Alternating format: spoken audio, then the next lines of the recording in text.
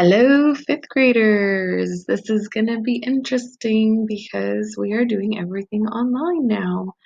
I will not be meeting with you guys face to face this morning. However, you can meet with me during my office hours, and that is on the schedule. So, if you need tutoring or have questions for me, or if you want to work on something specifically, we can either you can Google Chat me, you can send me an email, or we can use my link that we're using for everybody for me to work with everyone. So this is all brand new, but we're just gonna go slow and kind of go through everything. And if you guys have questions or we have to change things, then we will.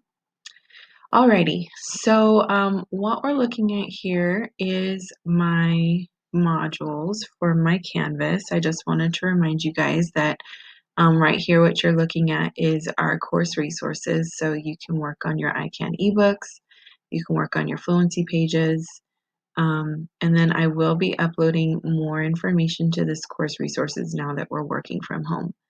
For instance, next week we will be doing matter experiments, and I'm going to upload those experiments here.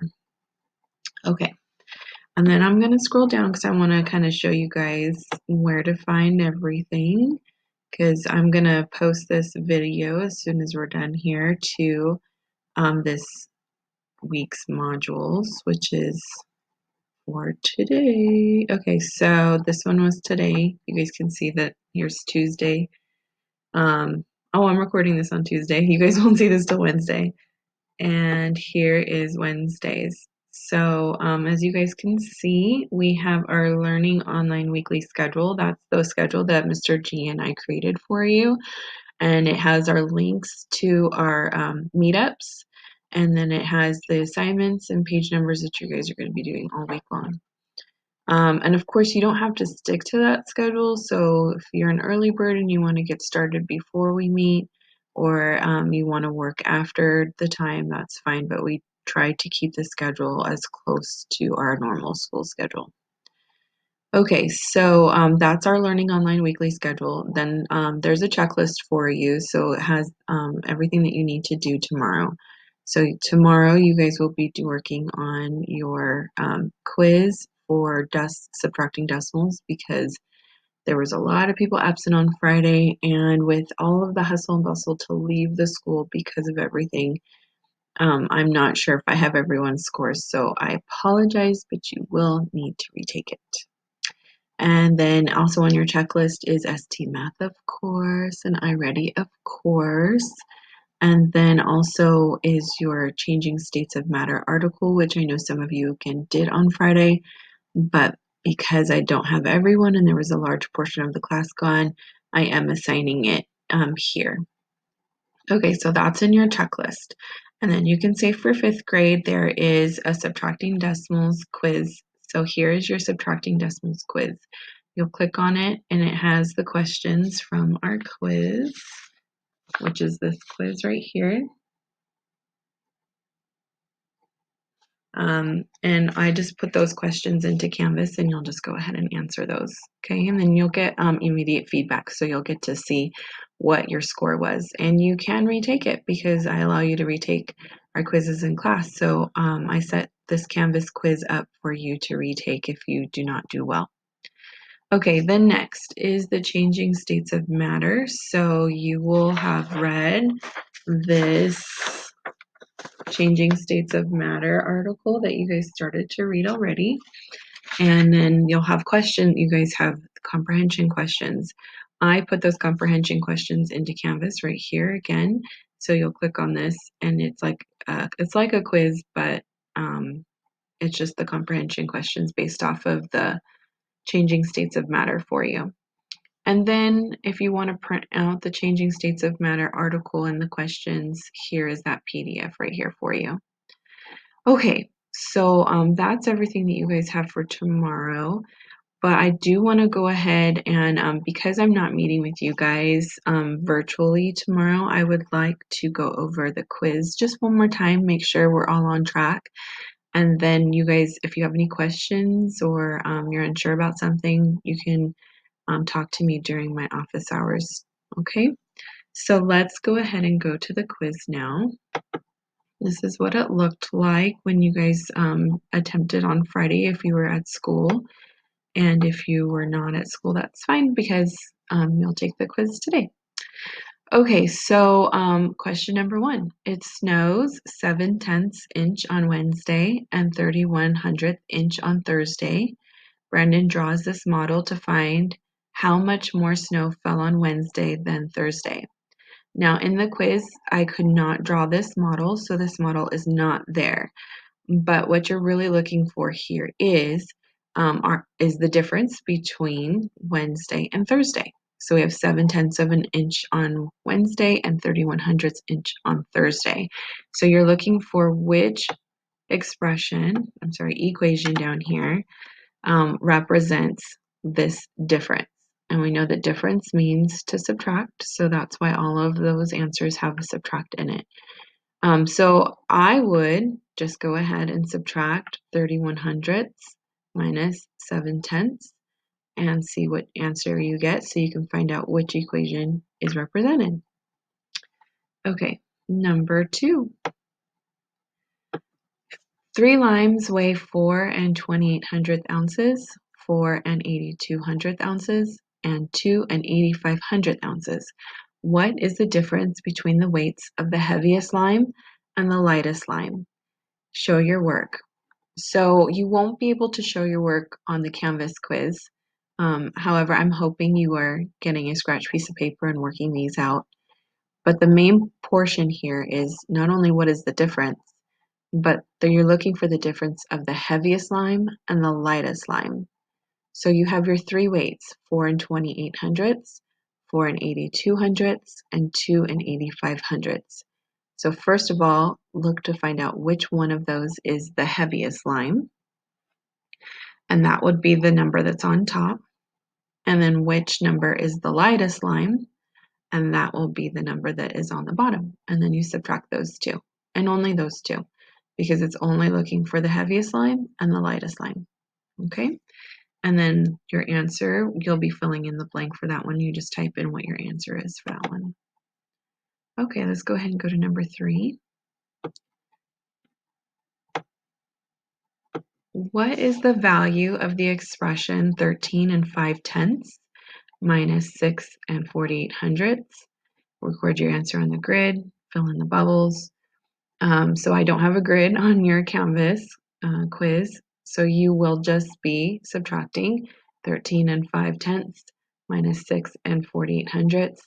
I think the biggest takeaway in this particular question is to line up your decimals. Make sure your decimals are lined up.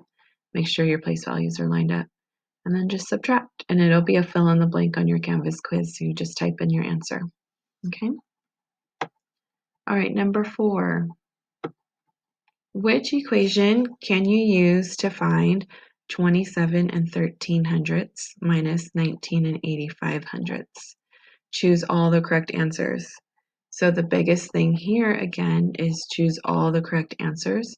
We know that that means that there's going to be more than one correct answer. So on your Canvas quiz, make sure you choose all the correct answers because it will be the same. So you're not subtracting here. This one, you're just finding which equation matches. And in our lessons, we talked about how we can use addition to find the answer to a subtraction problem. So make sure that you're looking at either addition or subtraction to represent this. And we know that it's going to equal n. So we don't need to know what n equals. We just need to know that it represents the answer to 27 and 13/100 minus 19 and 85/100. Okay, so make sure you're checking off more than one answer for this one. Okay, last one is Sam is looking at cell phone plans. A local company offers a monthly plan of 58 and 95/100 or 58.95 for dollars. The company is having a sale and offering a discount of $4.75 off the monthly plan. Sam says that the new cost is $11.45. Is he correct? Explain. So in your Canvas quiz, this will be a short answer because I do want you to say, is he correct? And then if he is, how do you know? How do you know that he's correct? What steps did he take that make you think that he's correct? And if he is not correct, again, how do you know? What did he do wrong? How do you know that he's not correct? So I want you to be looking um, at least 2 to 3 sentences because you are answering the question and you're explaining if he got it correct or did not get it correct in order for you to get full credit. Okay? Again, if you have any questions about your quiz, we can go over that during my office hours. And then there's no extra credit right now. I'm still trying to figure out how that's going to work into our online learning and into the quizzes. So just for this particular one, and I know that there was an extra credit for the paper version that was handed out last week. However, I'm learning how to do quizzes and assignments on Canvas so that you can be submitting your work, and that just didn't happen this time. But I will make sure that it happens in the future for you to represent mastery. Okay? Next, let's talk about science. So for science, you're going to be reading your changing states of matter. And as soon as you read that, I mean, most of you guys have read it, but there are 4 questions, and those 4 questions can be found in Canvas. I can go back to it. So here's our changing states of matter. And if I click on it,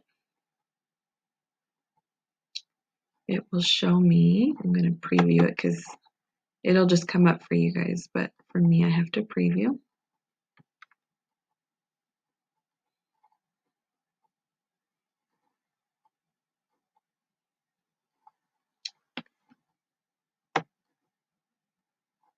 Okay, here we go. So here's your 4 questions, and as you can see, they are all short answer questions. Please make sure you use our races when you're answering these, since we've been talking a lot about that these last couple of weeks. So include the question in your answer.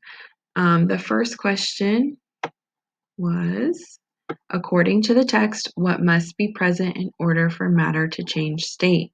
So because it says according to the text, you must include evidence from your text. And if you are quoting, remember to use our quotation marks. And then if you're paraphrasing, make sure you put that into your own words. And please cite your evidence. Okay, what paragraph did you get it from? So what must be present in order for matter to change state? So that's just a couple sentences. Make sure you're including your races, okay? And then second question is, what process changes liquid matter to solid? So use your question in your answer. The process that changes liquid liquid matter to a solid matter is, and then answer the question. Explain the connections between the changing states of water and the water cycle. So I do expect this one to be more than just a couple sentences because you're explaining the relationship between our changing states of matter and the water cycle. And we did spend a lot of time on the water cycle. And from this article, you should be able to come up with some really good evidence on what that relationship is. Is it a close relationship or are they nothing alike? So that's what you have to explain. Last question. According to the text, what is interesting about sublimation? So sublimation, I believe, is in the second to the last paragraph. So what is sublimation first, and then what's interesting about it? So that should definitely be a couple sentences because I want you to put what is sublimation. A lot of people actually don't know what sublimation is, so that'll be good for you to answer that, and then what's interesting about it. Okay, so that is it, and then you would just submit your quiz at the bottom here. and you are all done with your science. And then, of course, I just want to remind you guys to make sure you're getting on to ST Math, make sure you're getting on to iReady Math. You should be completing about 3% per week. And I will be now checking it weekly because I'm not with you guys. So I need to make sure that you guys are staying accountable for your own work. And so you will um, I will be checking that every Friday. So you will see that in your grades. And from now on, everything that you submit online will be in your Canvas grade. So you will be able to get immediate feedback on the items that you submit. Unless if you submit something to me through email, then that would obviously take longer for me to input it into your Canvas grades. So I hope everyone's doing well. If you have any questions, please let me know. I miss seeing you guys. I do look forward to seeing you guys on Thursday and Friday morning where we can get together and do the lesson together. I do expect everyone to get on and so that we can do the lesson together. I do have some rules for our online chats that we're going to be doing, and I will post those in announcements for you. Okay? Have a great day today. Please let me know if you need anything, any help, questions, concerns, and good luck. I'll see you guys later. Bye.